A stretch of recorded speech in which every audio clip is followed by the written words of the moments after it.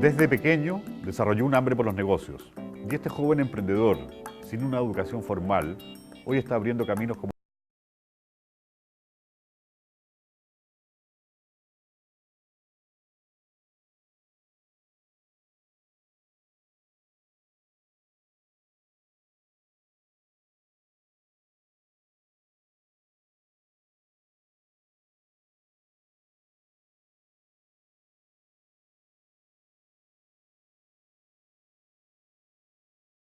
en el programa La Mente del Empresario, junto a Juan Sutil, conocido y exitoso empresario chileno, que leyendo su historia yo diría que es un empresario hecho a mano. Juan, ¿ser empresario es una cuestión genética?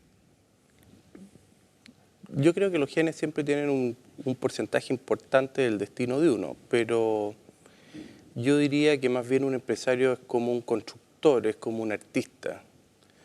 El artista siempre va a estar creando un cuadro, el constructor va a estar creando una obra. La pega del empresario es crear y desarrollar. Y yo te diría que es la fuente mayor de motivación, o sea, la sonrisa que el empresario aprecia es más bien aquella que tú estás logrando cuando estás dando trabajo, cuando estás creando una industria, cuando estás creando un campo, cuando le estás resolviendo un problema humano a una familia. Y eso no pasa por los niveles de ingreso, porque llega un momento que los niveles de ingreso son secundarios con respecto a la creación que tú estás tratando de hacer o el objetivo final que tú quieres llegar. Pero ¿cómo comienza todo esto? Yo leyendo parte de tu historia, dice tu historia que tú desde muy pequeño, digamos, tú vislumbraste este cuento de, a lo mejor, de comprar una cosa más barata y venderla un poco más cara. A ver, ¿Cómo es ese juego? ¿Cómo comienza este cuento? yo creo que es una combinación de dos cosas. Normalmente las motivaciones cuando hay ciertos grados de privación, como hubieron hace 25 años en este país, y hay necesidades, las familias eran más pobres, habían menos recursos, uno heredaba las zapatillas de los primos, los pantalones de los hermanos. Había también una necesidad por no ser carga, o había una necesidad por tener un grado de independencia. ¿Pero esa era una tensión que de alguna manera transmitía a la familia, a los padres, o es una cosa que tú te diste cuenta? Yo creo que también, no es que quiera ser ambiguo, yo creo que son dos cosas. O sea, nuestros padres, y especialmente nuestra familia, siempre tuvieron una actitud de educar en función al esfuerzo que ellos estaban haciendo por mejorar nuestro estándar, si tú lo quieres poner así. Y en virtud de esos valores, nosotros también, y en este caso particular, en el mío, también queríamos contribuir a tener un cierto grado de independencia y de repente comprarse los zapatitos y poder juntar la plata para ir al teatro o al cine. Y de esa forma uno va adquiriendo una actitud más bien innata. Ahora, antes de eso... Perdona que interrumpa. A mí, yo tengo mi caso personal. Yo cada vez que pasaba por un pasillo, mi mamá me veía y me decía, ¿qué va a hacer de tu vida? Y eso de alguna manera me daba... ¿Cómo tangibilizas tú, digamos, esta enseñanza? ¿En qué se notaba la enseñanza de los padres? A ver... Porque hay frases, de repente hay actitudes de los papás, digamos, esto... para poder, para que uno agarre fuerza y se ponga a pensar, digamos, quiero comprarme tal cosa para no ser la carga. Mira, en el caso nuestro o en el caso mío, yo te diría que la señal más importante fue el hecho de que había un esfuerzo permanente y diario por lograr salir adelante, educarnos, hacernos crecer desde el punto de vista humano y desde el punto de vista académico. Ahora, yo quiero volver un poco más atrás a lo que dices tú. Yo creo que también hay una componente importante de los genes, porque en el caso mío, mis primeros negocios yo los empecé a hacer el lado fuera de mi casa. Yo tenía una mesita, cortaba las flores y se las vendía a las señoras que pasaban por la calle El Coihue a la Almaca a comprar. Yeah. Entonces venían, como era antiguamente, la señora con una bolsa... Una bolsa en cada mano. En cada mano, de saco de harina, Y bueno, y ahí traían sus verduras y sus cosas y me compraron un ramito de flores o me compraron un caramelo. Y de a poco, ¿Y esa flor la sacabas tú de tu jardín? del jardín y a veces del jardín de la vecina. ¿Y los caramelos, de dónde eran? Los caramelos lo que hacía era que yo los compraba en el recreo y los vendía en clase. Ya. Entonces, normalmente cuando tú estás en clase y llevas 1 hora y media, tú pescas los caramelos, los mueves, Ya. se despierta el apetito, entonces aumentan el precio. Entonces yo los compraba a 1 y los vendía a 2 o a 3, a lo que podía. ¿Qué edad tenías tú en ese momento? 8, 10 años. Ya. Y después vino la etapa en que empezamos, yo diría que empecé más bien a trabajar, porque empezamos a lavar autos, Pero refiriéndose al cuento de tocar el caramelo y despertar el apetito. Eso es innato. Pero eso es una cuestión, digamos, que aquí tenemos un público de estudiantes de ingeniería que se van a dedicar en un momento dado al marketing, digamos. ¿Cierto? Y eso a los 8 años entender de que el ruido, el papel, digamos, despierta el apetito de una cuestión, diría yo, bastante sabia a esa edad. Yo no sé si sabio, pero concreta, porque Ya. lo concreto era de que tú mostrabas el caramelo y había una demanda insatisfecha y había que cumplir con ella. Y eso te generaba un ingreso. Pero ese momento tú no lo tenías tan claro como ahora. Hoy día lo tengo más claro, obviamente. Pero en esa época, en ese momento, los 8 años, ¿qué pasaba? Concretamente, ¿Sí? en que yo tenía claro de que si movía el papelito iba a despertar un interés de mis compañeros por comprar el caramelo, y ese caramelo tenía un precio adentro de la clase diferente que afuera. Y si no, tenían que esperar el recreo y comprarlo afuera. Ya. Y el que quería darse el gusto de comerse un caramelo a la 1 hora y media de clase tenía que comprármelo a mí. Perfecto. ¿Y cómo fueron progresando yo diría, este olfato, digamos, para poder captar nuevos negocios a medida que fuiste creciendo? Mira, hay varios hechos que ocurrieron en la historia de este país. Por ejemplo, las casas antiguamente tenían esas vitrolas grandes. Sí. Tú entrabas y en los livings de las casas había una vitrola, salía el tocadiscos y tenían los discos y tenían los vasos. Bueno, llegaron los equipos estereofónicos del año 70 y la gente no sabía qué hacer con eso. Entonces, ¿70 o 74? por ahí, no, yo te diría que antes. Antes, Empezaron, acuérdate que los Telefunken, yo hice el primer negocio de un Telefunken, eso llegaron como el año 72. Ya. Ok. Bueno, la gente se empieza a deshacer de esas cosas y no había dónde venderlas. Y lo que hacía yo era comprar esos Califón, comprar esas vitrolas, las llevaba en un auto al cual le pagaba un flete, que era de un señor que tenía un kiosco que se llama El Silencio ahí en Vitacura, y los llevaba al mercado Persa y los vendía. Y hacía un diferencial. Y también hacía... Pero ¿cómo calcular? Es que tú ahora me hablas con palabras de un empresario... No, pues compraba pero la en ese cuestión. momento, ¿qué diferencial? No sé, digamos, pues si te valía 10 lucas, yo trataba de venderlo en 20. O sea, y sabía que pero, me iba a gastar 2, entonces me quedaban 8. Pero ese era el cálculo, doblar. Doblar, claro. Doblar, ya. Ahí era buen negocio. Y lo otro también que Ya. hacía mucho era que en el colegio le vendía al personal auxiliar. O sea, también pasó la etapa en que las grabadoras, vino el cassette. Entonces la gente se deshacía de las grabadoras, yo las compraba y se las vendía a quien no podía comprar el cassette. Ya. Y después venían los trueques habituales de radios por bicicleta y comprar bicicleta, arreglarla y venderla, después con las motos. Y unos años antes de salirme del colegio, hicimos una sociedad con un ilustre empresario hoy día, que es mi amigo Alejandro Quesney, gran empresario automotriz, y pusimos la primera compraventa de autos en Luis Taller Ojea y estábamos en el colegio en segundo medio. Y vendíamos autos. Era una compraventa, en realidad usábamos el antejardín de su casa. Y ahí vendíamos autos, nos ganábamos una comisión, y cuando estaba mala la venta de autos distribuíamos ostiones de Tongoy. Había un señor que traía ostiones, un vendedor viajero, y los vendíamos. Y así, sumando chaucha con chaucha, se va juntando el peso, como dice el guaso. O sea que la primera etapa de tus negocios, desde que tenías 8 años hasta a la época de salir del colegio, tenía que ver, digamos, con comprar a buen precio y venderlo Y vender a buen precio, y sacar, claro. digamos, un diferencial, digamos, atractivo. Exactamente. Ese Claro, era el negocio. claro, y si te compráis un abrigo por ahí, te lo querían comprar más caro, había que vender el abrigo. Si era cuestión de ir a buscar el otro, digamos. Sigue hasta hoy día ese mismo criterio, ¿no?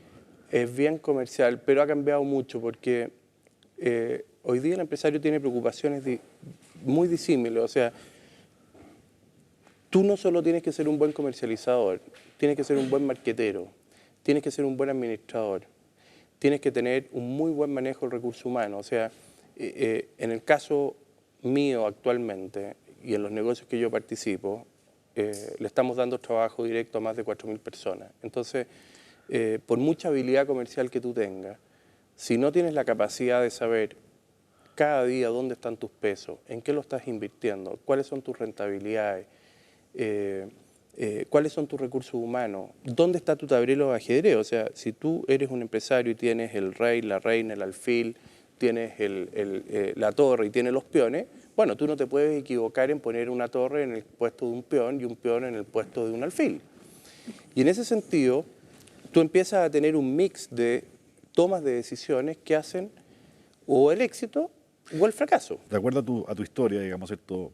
Tú tiendes en esta conversación a hablarme con palabras técnicas, que yo se las escucho muchas veces a los ingenieros comerciales. Pero en el caso tuyo, digamos, esta cosa tú te aprendiste a pulso.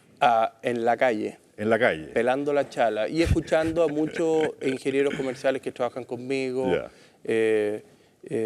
Uno nunca puede dejar de estudiar, nunca puede dejar de aprender. Y si bien es cierto, yo nunca fui a la universidad, sí estudié administración en la noche, un tiempo, porque tampoco la terminé la carrera. Y no por un problema de flojera, sino que había que tomar una decisión. O estudiaba o trabajaba. Yo opté por trabajar. Pero básicamente, tratando de ir a lo que tú dices, también hay un componente de intuición muy importante. Muy importante. Y de saber tomar el riesgo. De hecho, antes que entremos a ese terreno, digamos, tu primer trabajo, tengo entendido, fue en una oficina. Claro. Que partiste como goma. Como goma. Así es. Para ahorrar. Claro. Y que a los 15 días ya, digamos, tu patada ahí en otra situación. Claro. Cuéntanos un poco eso. Bueno, cuando yo salí del colegio, que tenía todos estos negocios que he descrito y que tenía la capacidad de poder pagar un restaurante o de poder ir a una discoteca sin depender de mis papás o poder comprarme un zapato, digamos, yo di la prueba de actitud. La verdad que no me fue tan mal, podría haber estudiado fuera de Santiago, y me bajó una suerte de desesperación. Estaba veraneando y empecé en pleno veraneo a leer el Mercurio. Entonces, vendedor viajero, vendedor de, qué sé yo, artículos de escritorio. Y empecé a ver las pegas de vendedor. Y curiosamente, mi padre me presenta a un gran empresario de la época y un hombre muy visionario que era don Raúl Larraín, y me dice, anda a verme a mi oficina. Y entro a trabajar a una empresa en la cual me dijeron, siéntate por ahí en un escritorio. Partí escribiéndole carta a una hermana mía que vivía en Estados Unidos porque era una desesperación, no tenía nada que hacer. Entonces, la única manera de estar ocupado era hacer unas cartas larguísimas que nunca mandé. Y como a los 10 días ya me empezaron escribiendo así, tapando la cara. Claro, digamos, tapando la cara para parecer haciendo algo. Y al cabo de una semana ya estaba actuando como junior y después estaba actuando como ayudante y después me ascendieron a asistente. Y después entré a trabajar como corredor. Corredor es una persona que contacta a un productor con una industria. En este caso eran productores de cereales, trigo, maíz, con una industria como puede ser Luchetti, Carosi, que compran estos cereales. Y empecé a hacer negocio con agricultores, con industria, y empecé a tener una buena afinidad comercial, siendo igual un mocoso. Yo tenía 18 años. Pero como había esta cosa innata de comprar y vender, para mí era muy fácil hacerlo. Y me fue muy bien. Y hice una muy buena carrera y trabajé 2 años en esa empresa. Después yo me independicé y después seguí trabajando solo, hasta hoy día. Yo creo que todos los negocios son como el amor. El amor no se busca, se encuentra. Y yo creo que los empresarios se encuentran con oportunidades. Lo importante es poderlas identificar. Y yo te diría que en mi trayectoria, en la cual yo participo hoy día en más de 30 compañías, cada una de ellas ha sido en algún momento la identificación de una oportunidad. Ahora, con eso no quiero decir que en las 30 haya sido exitoso, también tengo algunos fracasos en algunas de ellas, pero tú identificas la oportunidad, tienes que identificar también el tiempo, porque una oportunidad puede estar, pero si la haces a destiempo, no resulta. funciona.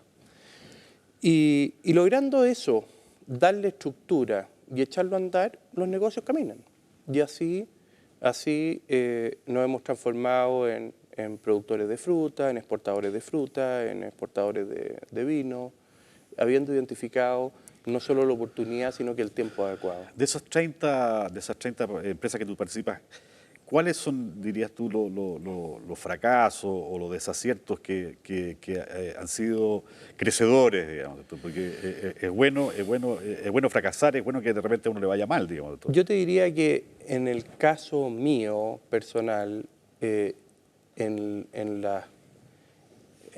los fracasos que yo he tenido empresarialmente, que han sido 3, y aclaro que son fracasos que he puesto yo la plata, digamos, no han sido fracasos que lo haya compartido con nadie, salvo con mis socios. En 2 oportunidades, más bien dicho, en 3 oportunidades han sido problemas de administración. ¿Delegado? Haber soltado mucho la mano en la administración.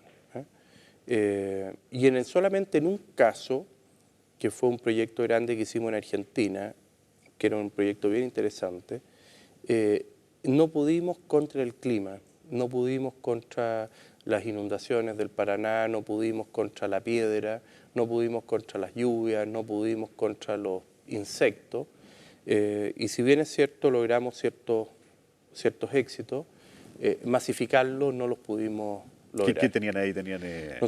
Nosotros lo que quisimos fue tratar de repetir el éxito agrícola chileno. Hay que recordar que hace 20 años atrás un agricultor sacaba en una hectárea, por ejemplo, 5 toneladas de maíz. Hoy día saca 15. Eso se logró en Chile en 10 años, producto de aplicación de variedades, tecnología, recursos humanos. Y en Argentina dijimos, bueno, si en Chile se hizo en 10 años, hagámoslo en Argentina en 3 y demostremos que somos capaces. Y tratamos de hacerlo con los mejores equipos, pero en Argentina nos atacó una cosa que se llamaba la lagarta, que es anecdótica, que aquí los gusanos, los choclos son de este porte, Sí. allá eran así. Yeah. Entonces la lagarta se metía dentro del choclo y destruía el choclo. Yeah. Y no había cómo pararla. Nos tocó un año que se reatacó el Paraná, hace 4 o 5 años atrás, no sé si tú recuerdas. No. Y los pueblos en Argentina se inundaron todos y por supuesto que los campos para atrás también, y nos inundamos. Entonces, en definitiva... ¿Y eso, habían cálculos, estadísticas que pudieron ocurrir? Cálculos, estadísticas, todas. Lo que ocurre es que a uno, cuando sale de Chile, nosotros que tenemos operación agrícola en varios países distintos, se le olvida que aquí estamos en un paraíso terrenal, solo comparable a California o a Sudáfrica, donde en octubre deja de llover, no hay helada, uno puede cosechar su fruta sin lluvia hasta el mes de abril o mayo y está en un paraíso. Entonces, uno sale hacia afuera y se enfrenta a riesgos climáticos mayores, muy importantes. Así que yo te diría que básicamente son problemas vinculados a la administración, más que a la estrategia del negocio, en los cuales nosotros hemos tenido problemas, que fue en una pesquera que tuvimos en Puerto Montt, que exportábamos mucho al mercado europeo, ahí tuvimos problemas de administración. Después tuvimos en un negocio de distribución, también un problema de desorden de administración. Y finalmente en una compañía, que hoy día es una compañía muy exitosa, también tuvimos algún problema hace unos años atrás de administración que hubo que corregirla y mover las teclas, digamos. Porque además esto es como un ser viviente, o sea, las empresas están permanentemente en movimiento y uno tiene que estar permanentemente reevaluando los movimientos.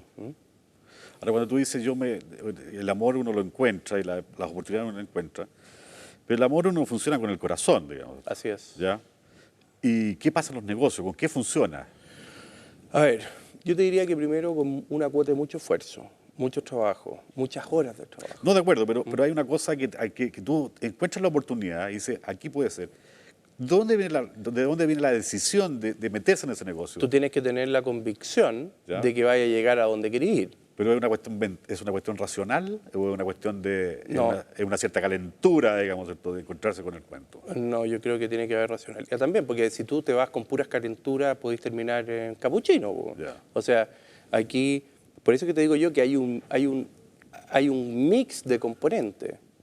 O sea, no sé, yo me imagino, un colegio es bueno porque tiene buenos alumnos, buenos profesores, el rector es bueno, porque la instalación es perfecta, porque no pasan frío, entonces los alumnos no tienen frío, no se resfrían y van al colegio. Y en los negocios más o menos parecido. O sea, tiene que haber una comunión de factores que permitan hacer el éxito, que no es siempre de uno, el éxito es colectivo. De acuerdo. ¿Cuál es la razón, digamos, de que de alguna manera todas tus empresas hoy día estén bajo un paraguas, un solo paraguas que se llaman holding? Yeah. La pregunta ¿es un holding con H o un holding con J? A ver, perdona la ignorancia, pero no alcanzo a cachar la diferencia entre la J y la H. No, de repente, la diferencia es muy simple, digamos, porque de repente en Chile ocurre en moda Yeah. de que alguien que tenga 2, 3, 4, 5 empresitas, No, digamos, no, inmediatamente no, arma un no, cuento, no. o esta corresponde a una filosofía mucho más No, profunda. corresponde, mira, el proyecto nuestro o mío, desde el primer día siempre fue tratar de desarrollarnos dentro del grado de excelencia sin caer en la perfección, porque siempre lo perfecto es enemigo de lo bueno. Y en ese sentido fuimos creando diferentes compañías que las focalicé siempre en el sector agrícola. Y cada compañía tiene su leitmotiv distinto.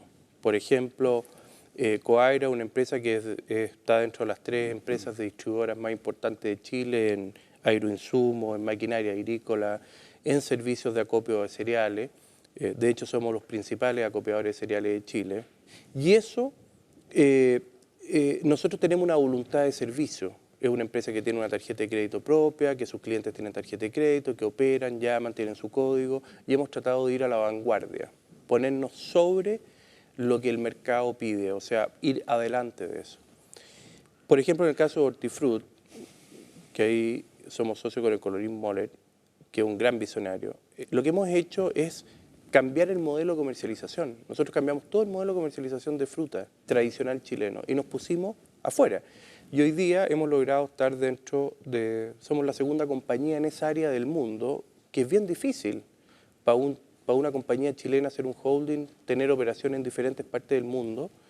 Y ha sido única y exclusivamente porque hemos planteado un proyecto con una motivación de obtener beneficios para la compañía, para el mercado y para nuestros clientes. Y ese mix permitió estar hoy día sentados donde estamos. Y tratando de pelear, obviamente, llegar a ser los número 1. Y no por soberbia, sino porque creemos que tenemos la potencialidad de llegar a serlo, digamos. Y así, por ejemplo, hoy día somos productores de vino a través de una compañía que se llama Viñedos Sutil S.A. Es un negocio bien distinto. Nosotros no nos fuimos por los jardines, ni nos fuimos por los coches con caballos, sino que nos fuimos por los fierros, por el mercado. Y hemos logrado éxitos importantes. O sea, hoy día hemos logrado ser best value en Estados Unidos con algunos vinos. Tenemos diferentes marcas. Entonces, el único producto que leyendo, digamos, toda la trayectoria tuya, el producto que más se me sale a mí. Porque de alguna manera el vino no es una cuestión, es una cuestión que desde mi punto de vista tiene un 90% de glamour, digamos, esto, Puede ser, de atmósfera que uno le arma. Puede ser, porque en el fondo tú necesitas venderle la pomada a alguien, es como la ropa, o sea, el tipo que hace, no sé, polera. Yo tengo un amigo mío, el Guatón Río, que está en el colegio, que hace polera a Falabella y se las hace a diferentes marcas que no quiero nombrar. Sí, claro. Y resulta al final el piqué es el mismo. Claro. Y la diferencia de la etiqueta te hace una diferencia. Exactamente. Ahora, todo eso es posible, pero no hay que olvidarse que tiene que tener consistencia, porque si tú quieres armar una imagen de un vino y ese vino no te responde en calidad, te va a durar es que eso es básico. Claro, el show te va a durar 5 minutos. Es básico. Y si tú no logras que ese vino sea en esa categoría el mejor, también te va a durar 5 minutos. No, de acuerdo. Entonces, ahora, el glamour te voy a decir que es una cosa bastante parroquiana chilena. La gente que realmente está en este negocio en el mundo es gente que está más preocupada de la cadena de distribución, de la inversión en marketing, del punto de venta, de la rotación del producto y no tanto de la foto en el jardín. Ahora, obviamente que la foto en el jardín te ayuda a vender y hay que explotarla, pero las grandes preocupaciones están en cómo armar el negocio. Y en ese sentido el vino no es tan distinto de los otros productos. que vender fruta o vender insumos o hacer un trading de productos, etcétera, etcétera. Claro. Pero ¿qué pasa con la fruta? Porque Chile ha tenido muchas veces, digamos, oleadas de la época del kiwi, me acuerdo. La época, en un momento dado fue la manzana, después fue la uva de mesa, en un momento dado fueron los conejos, digamos. Entonces, todo el mundo se tira este cuento.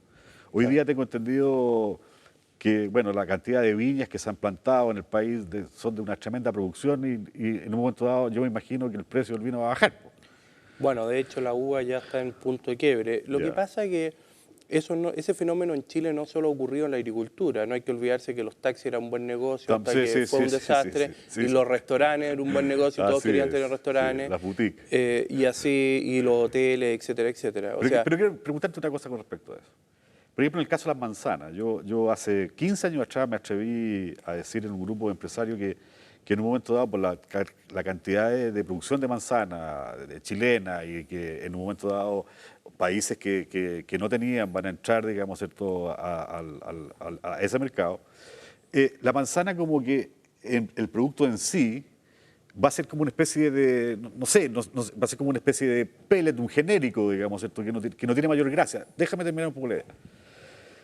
Y yo decía, bueno, a lo mejor lo que va a haber va a ser una denominación de origen, digamos, ¿cierto?, en donde la que se siembra en Chimbarongo, a lo mejor esa, porque el sol y porque la humedad, digamos, y porque van envuelta en una canastito de Chimbarongo, digamos esto. Puede ser.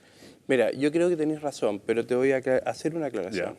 Y tú lo sabes perfectamente porque eres publicista. El mercado y nuestro cliente, que es el consumidor, está siempre ávido de cosas nuevas. De acuerdo. Pasa con la ropa, pasa con los autos, también pasa con la fruta. Entonces, la preocupación nuestra como empresario no solo es ser eficiente en la cadena logística y de distribución, en los embarques, ser eficiente en términos de volúmenes de producción y calidad, sino que también hay que ser eficiente desde el origen, que es la genética. Nosotros, por ejemplo, hemos integrado nuestro negocio de la fruta desde el origen de la genética, partiendo con convenios con universidades americanas para desarrollar genética, para que la fruta sea más sabrosa, sea mejor y vaya variando. De esa forma, el consumidor va viendo un producto nuevo. Ese producto nuevo desplaza al anterior. De acuerdo. ¿Qué es lo que ha pasado? Y te voy a contestar dos cosas. Que si un productor planta manzana y espera 30 años y explota sus manzanas, al final las manzanas no se las va a comprar nadie, porque ya en 30 años van a haber aparecido 10 variedades distintas. El negocio está en ser tú quien produce esa variedad y ser tú quien llega al mercado. De acuerdo. En el caso de los kiwis o el caso de los conejos, en el caso de los kiwis, ponte tú, no es que el negocio del kiwi sea malo, sino que era un negocio inicialmente una novedad, que tenía una alta rentabilidad, estamos hablando de rentabilidad de sobre $50.000 por hectárea. Entonces, la gente sembraba kiwi en este piso, que no es el adecuado. Entonces, cuando plantaron esos kiwis, no daban las 50 toneladas por hectárea, sino que daban 10. Pero como era tan caro, era un buen negocio. El día que el negocio se estabilizó, desaparecieron los ineficientes y quedaron los eficientes. Y hoy día sigue siendo un negocio de alta rentabilidad para el lugar, la zona y la producción adecuada. Y eso pasa en el ámbito de todas las frutas. Ahora, en la oportunidad, por supuesto que inicial hay altas rentabilidades, pero que no son nunca sostenibles en el tiempo. Y en la agricultura tú puedes obtener siempre rentabilidad razonable en el tiempo si vas a la vanguardia en genética y en volumen y en estrategia y en comercialización. Normalmente el agricultor que se quedó sin una cadena de distribución, en mi opinión, se quedó en el pasado. Viendo las empresas a las cuales participa, y me da la impresión, digamos, que están todas hoy día dedicadas muy fuertemente a la exportación. Básicamente todas, salvo una que es una empresa de distribución local. ¿Tú ves, digamos, que este país, para poder seguir abriendo mercado, para poder seguir introduciendo los productos, tú le ves un futuro, ves una cierta estabilidad en ese...? Mira, yo creo que sí. Fíjate que Chile era un país que no hablaba inglés. Chile es un país que hace 30 años o hace 20 años salieron todos los ejecutivos, en los cuales me incluyo yo, chapurreando un inglés asqueroso a tratar de vender productos, a tratar de desarrollarse. Y eso se logró con éxito.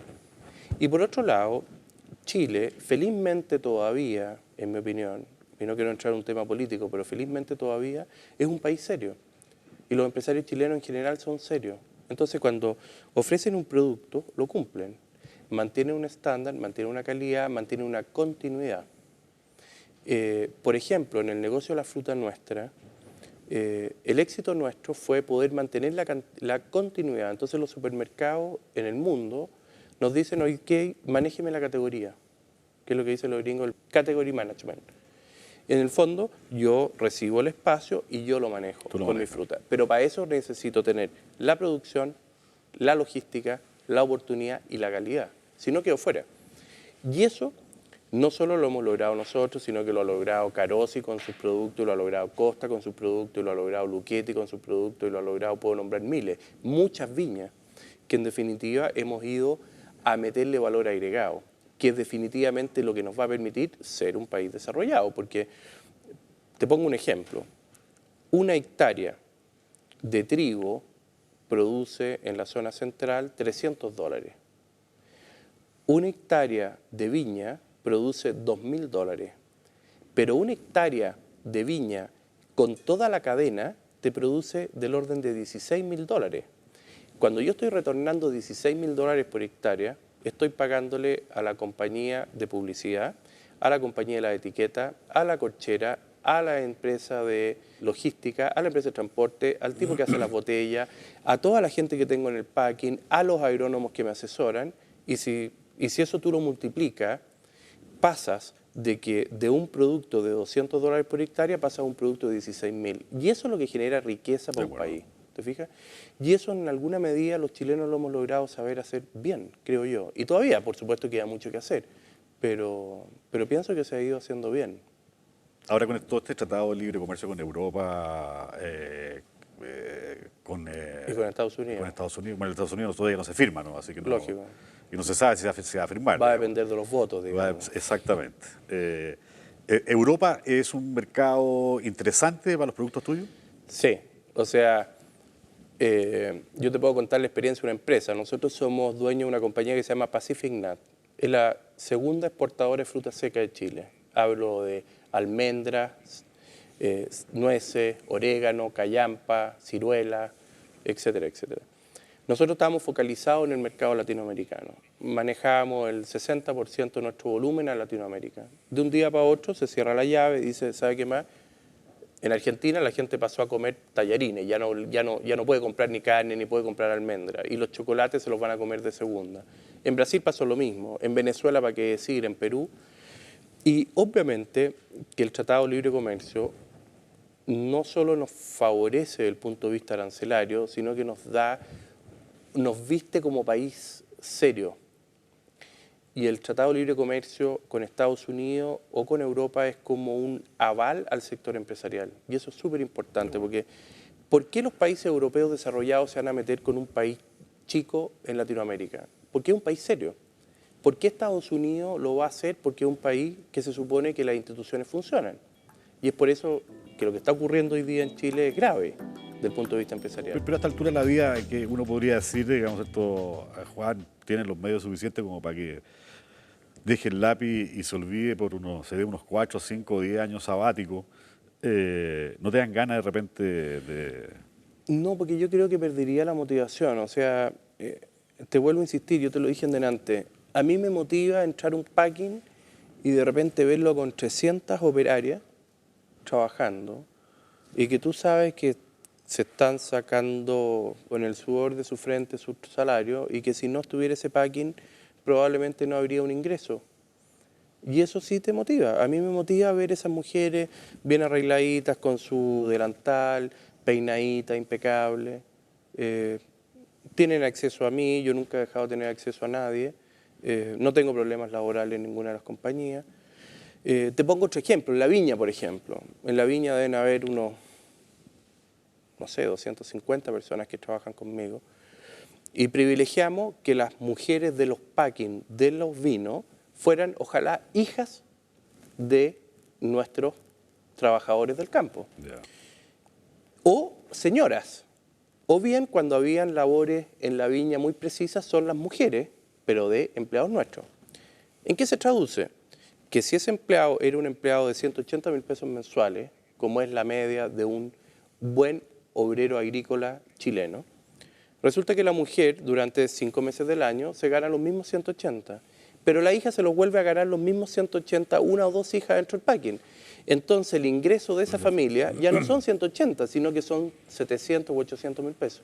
Entonces tú ves que tienen una lavadora, que tienen una secadora, que tienen 2 o 3 televisiones, que tienen un autito, que pueden hacer recreación, que pueden salir a Pichilemu a tomarse un asado el fin de semana, y eso va generando que después esa familia también puede educar mejor a sus hijos y ese chiquillo puede ser ministro de Estado después. Así es. ¿Te fijas? Entonces, yo creo que esos son los grandes valores que a uno que trata de construir todos los días es lo que te motiva a superar el cansancio y superar el desgaste. Y llegó el momento de que Juan, de alguna manera, conteste las inquietudes de estos estudiantes que yo creo que lo único que quieren es aprender. Así que voy a dejar la palabra con estos estudiantes y está los micrófonos el que quiera hacer alguna pregunta. Hola, me llamo Miguel Ángel González, soy de la Universidad Diego Portales, estudiando la carrera de Ingeniería Comercial. Y quería hacer la siguiente pregunta.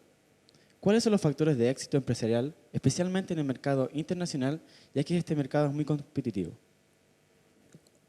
Para lograr el éxito en los mercados externos, tienes que identificar el nicho al cual tú quieres ir, tienes que tener el producto adecuado para poderlo atacar y tienes que levantarte muy temprano y acostarte tarde para poder trabajar ese mercado. Si tú logras juntar, en mi opinión, modesta opinión, yo vengo de la calle, yo no fui a la universidad, esos elementos yo creo que tienes un factor probable de éxito. No hay que olvidarse de que de cada 10 productos que se lanzan al mercado, probablemente 8 o 9 fracasan. Y en ese sentido hay que tener mucho cuidado de que los productos que tú vayas a ofrecer sean productos que reúnan la calidad, la presentación y en el momento adecuado que la demanda lo quiera requerir. Así que yo te diría que si tú logras eso, puedes tener un grado importante de éxito. Muchas gracias. Bueno, mucho gusto. Mi nombre es Fernanda Chagra. Yo también soy estudiante de la Universidad Diego Portales, en primer año de Ingeniería Comercial. Y mi principal pregunta es, ¿cuál cree usted que han sido las principales causales que han terminado en su éxito empresarial? A ver, quizás me tenga que repetir un poco lo que he dicho antes, pero uno de los grados mayores de éxito es, creo que creerse el cuento, creerse de que uno puede lograr ese sueño. Yo creo que un artista cuando parte pintando un cuadro, si no es capaz de visualizar cómo va a quedar el cuadro, yo dificulto que logre hacer una obra de arte. Yo creo que el empresario es un poco lo mismo. Que en ese sentido creo que es importante que no se confundan, ustedes que son estudiantes de ingeniería comercial. Una cosa es ser administrador y otra cosa es tener habilidades empresariales. Desde ese punto de vista es importante tener claro que para poder tener éxito en las habilidades empresariales es tener las ganas de hacer las cosas. Yo te voy a dar un ejemplo que no es mío, sino que es de Carlos Cardún. Carlos Cardún dijo un día, mira, la plata se consigue, la tecnología se puede comprar, pero lo que no es comprable es tener las ganas de hacer las cosas. Si tú tienes las ganas de hacer las cosas, vas a lograr el objetivo de tener un grado de éxito relativo, porque el éxito depende con la vara que tú lo mides, es bueno o malo, digamos. Ok, muchas gracias. Mi nombre es Manuel Pacheco, yo estoy en cuarto año en Ingeniería Comercial en la Católica, pero tengo un problema, no sé bien aquí qué puertas tocar para conseguir financiamiento. Quería que me contaras tú cómo conseguiste tu financiamiento para tus primeros grandes proyectos, cómo lograste que los inversionistas te pescaran, cómo lograste que la gente empezara a confiar en ti y te pasara plata para poder empezar tus proyectos. Y mi segunda pregunta es que mucha gente me ha recomendado mucho que trabaje un tiempo antes de empezar mis actividades propias. ¿Qué recomiendas? ¿Es mejor empezar como empresario o empezar como empleado y de ahí ir surgiendo y conseguir y salir adelante? Vamos por parte. Primero, yo creo de que cuando uno es joven y pretende hacer grandes negocios y tienes un gran proyecto y se transforma en AT&T, por poner un ejemplo, o en la Chrysler, olvídate porque nadie te va a prestar plata y nadie va a creer en ti. Mi experiencia fue distinta. Yo me fui ganando peso a peso, centavo a centavo, y fui consolidando un proyecto. De ese proyecto, en vez de andar en auto, en vez de tener un convertible, en vez de comprarme ropa cara, en vez de salir a los restaurantes, junté la plata adecuada, la ahorré e hice otro proyecto. Obviamente que llega un momento en los cuales para entrar a operaciones más importantes requiere, como tú bien dijiste, del reconocimiento del mercado. Y eso te lo da tus proveedores, tus clientes, tus bancos. Pero eso es una etapa muy después, no es una etapa inicial. Yo creo que gran parte de la desmotivación de la juventud es cuando cree que tiene un gran proyecto y tiene que haber capital de riesgo. Yo creo que no es así. Yo creo que esto es una semilla que tiene que partir, generar sus frutos y asumir que tú tienes un jardín de este porte y después va a ser más grande, más grande, más grande. Acuérdate que la definición de capital es trabajo acumulado. Entonces, si tú vas acumulando trabajo, vas acumulando también capital y experiencia. Y eso te permite también ir a otras ligas. Ahora, la segunda pregunta, yo te diría que la cuestioné bastante. A mí me tocó participar hace como unos 15 años con don Fabricio Lera, que todos aquí lo deben conocer, que era el señor de los espaguetes de Isla Maipo, que vendía turbopulverizadores. Nosotros hicimos un curso en la Universidad de Santiago, los alumnos de quinto año de Ingeniería Comercial. Ellos hacían sus proyectos, los discutíamos con nosotros, los empresarios. Yo en ese momento era muy mocoso, yo era un empresario, no había tenido más allá de unos 25, 28 años. Y el objetivo de este proyecto era que esos alumnos, en vez de optar por trabajar 2 años o en vez de optar por terminar la carrera porque se quieren casar, era motivarlos para terminar la carrera y que fueran empresarios. Desde ese punto de vista, yo creo que es mejor, si tú tienes una motivación empresarial, que no te emplees, que pases frío, que pases hambre, que tengas que caminar si no podéis pagar la micro, pero esa garra que te da esa experiencia es lo que te va a motivar después. Yo te lo digo, yo cuando tenía 18 años, 20 años, y ya era empresario o modesto empresario, muchas veces no pude almorzar porque no tenía con qué. Y había que usar esos recursos en otras cosas. Bueno, eso te da fortalezas para el futuro. Y también para saber, como decía otro viejo por ahí, saberse hacer perdonar el éxito, que también es muy importante. Porque tú no sacas nada con ser empresario y andar, yo no quiero hablar más de la gente que cada uno es dueño de gastar su plata en lo que quiere, pero tampoco puedes andar mostrando todo lo que has hecho. ¿Cómo eso? ¿Hacerse perdonar el éxito? Yo creo que hay que hacérselo perdonar porque... Pero tradúcemelo, ¿qué significa? Por ejemplo, yo podría andar en un yate X, podría tener un helicóptero, quizás podría andar en 4 Porsches distintos, pero tengo una camioneta, soy una persona común y corriente. La cantidad de plata yo creo que no puede influir en la capacidad humana de las personas. Entonces, en ese sentido, muchas veces los mismos empresarios creo que cometen el error de demostrar mucho sus éxitos a través de bienes materiales. Y creo que ahí se comete un error. Precisamente porque en una economía como la chilena, donde hay tantas diferencias, es demasiado notorio. Y por otro lado, yo creo que el empresario no está para andar mostrando el Porsche, sino que está para estar mostrando las industrias que es capaz de hacer, o los campos que es capaz de armar, o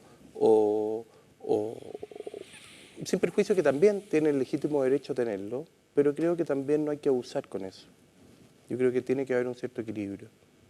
Pero volviendo a lo que dices tú, yo creo que es muy importante, si tienes una motivación empresarial, tratar de desarrollarla. Y como dice Ocmandino, no existe el fracaso hasta que uno no vuelve a patear la misma piedra. Acuérdate de eso, el resto es todo aprendizaje.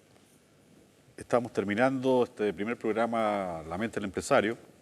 Quiero agradecerte, hemos recorrido tu vida desde... ¿Podremos hacer un brindis antes de Ah, despedirnos? Aprovechar que pero está por aquí supuesto, por un vino supuesto. sutil, poeta, Neruda, que ha tenido buenos premios también. Una cosa interesante, ¿cómo lograste tú conseguir Te voy a servir un poco, ¿eh? el nombre Neruda para colocar una etiqueta de vino? A ver, primero yo me planteé y dije, ¿qué es lo que tiene bueno Chile? Aparte de sus mujeres, que son muy bonitas. Tiene el vino y tiene su poesía. Entonces había que unir el vino con la poesía. Ya. Y de esa forma nace la idea de la S, que está acá en la etiqueta, que es una S, que es mi apellido, que es Sutil. Sutil es una cosa definida como suave, delicada, agradable. El vino es suave, delicado, agradable. Y por otro lado está la poesía, que también tiene esa cosa cautivadora y esa cosa preciosa que es transmitir el alma, transmitir la vida. Y en ese sentido quisimos unir el vino con Pablo Neruda, que es nuestro máximo exponente de la poesía chilena y de la literatura chilena, y logramos hacerle un planteamiento a la Fundación beneficioso tanto para ellos como para nosotros, y hoy día hemos largado al mundo este vino, que es el vino Los Poetas, que incluso tiene un fragmento más importante, la Oda del Vino, en su etiqueta, y que, como lo define la contraetiqueta, es un homenaje que ha querido hacer Viñedo Sutil a don Pablo Neruda y a todo lo que él significa. Y también en los vinos blancos a Gabriela Mistral, que también tiene en su etiqueta el poema La Copa, que es maravilloso, y también en su contraetiqueta le estamos haciendo un homenaje a la poesía y a su premio Nobel. Bueno, se brindemos por los vinos y por los Ok. poetas chilenos. Salud.